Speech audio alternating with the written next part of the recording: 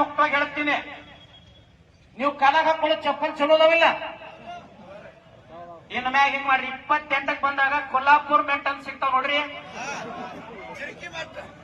1,000 ರೂಪಾಯಿ ಕೊಟ್ಟು ಚಲೋ ಅಂತಾವ್ ತಗೋರಿ.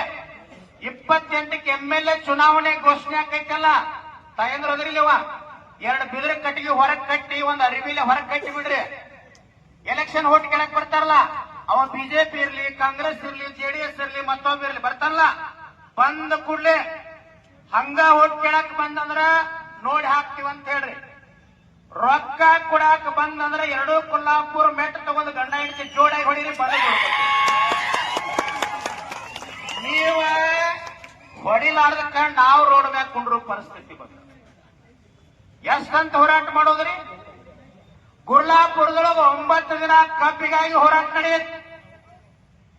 2 ಜನ ಜಿಲ್ಲಾ ಉಸ್ತುವಾರಿ ಇಲ್ಲೇ ನಮ್ಮ ಜಿಲ್ಲಾದವ್ರಂತವ್ರ, ನನಗೂ ಈಗ ಆಗಲೇ ಹೇಳಿದ್ರು ಅವ್ರು, ನಾ ಬೇರೆ ಜಿಲ್ಲಾದವ್ರ ತಿಳ್ಕೊಂಡಿನಿ.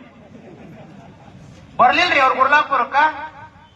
AC ಸಾಹೇಬ್ರ ಅವ್ರಿಬ್ರು ಆ ಟೈಮ್ದಾಗ ಪಾಕಿಸ್ತಾನ ಏನೋ ಪ್ರವಾಸಕ್ಕೆ ಹೋಗಿದ್ರಂತ ಸುದ್ದಿ ಬಂತ, ಪಕ್ಕ ಮಾಹಿತಿ ಇಲ್ಲ. ಬರ್ಲಿಲ್ರಿ ಗುರ್ಲಾಪುರಕ್ಕ. ಬಾಳ ದೂರ ಅದ್ರಿ, ಇದು 3,000 ಕಿಲೋಮೀಟರ್ ಅದ ಗುರ್ಲಾಪುರ ಬೆಳಗಾವಿಯಿಂದ. ಬರ್ಲಿಲ್ಲ ಅವ್ರ. 18 ಜನ MLAಗಳಿದ್ರಪ್ಪ ಬೆಳಗಾವದವ್ರ. ನಾವೇನು ಬಿಜೆಪಿ ಪಕ್ಷದವರಲ್ಲ, ಕಾಂಗ್ರೆಸ್ದವರಲ್ಲ, JDS ದವರಲ್ಲ, 31 ಜಿಲ್ಲೆಗಳ ಅನ್ನದಾತರ ಪರವಾಗಿ ಮಾತನಾಡ್ತಕ್ಕಂಥವ್ರು ನಾವೆಲ್ಲ. ನಮಗೆ ಯಾವುದೋ ಸಂಬಂಧ ಇಲ್ಲ, ನಾವು ರಾಜಕಾರಣ ಮಾಡೋರಲ್ಲ. ರಾಜಕಾರಣ ನಮಗೆ ನೀಗಂಗಿಲ್ಲ. ಯಾಕೆ ನೀಗಂಗಿಲ್ಲ ಅಂದ್ರ ಇವ್ರು ಮುಂಜಾನೆ ಎದ್ದು ಕೂಡಲೇ ಮರುದಿವ್ಸ ಮುಂಜಾನೆ ತನ ಒಂದು ಸತ್ಯ ಮಾತಾಡಂಗಿಲ್ಲ, ಅದಕ್ಕೆ ಅವ್ರಿಗೆ ರಾಜಕಾರಣ ಹೋಗ್ತದೆ.